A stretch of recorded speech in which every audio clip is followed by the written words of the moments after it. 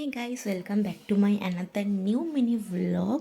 So আজকে চলে গেছিলাম হচ্ছে বৈদ্যবাটিতে গেছিলাম হচ্ছে স্ত্রীর বাড়ি, ওর বার্থডে পারপাস। তো ওকে আমি দিয়েছিলাম জিভা থেকে একটা অ্যাঙ্কলেট, সেটা দেখাচ্ছি একটু পর। অনেক শর্ট ভিডিও করেছি, যারা লং ভিডিও দেখো না শর্ট ভিডিও দেখে নিতে পারো।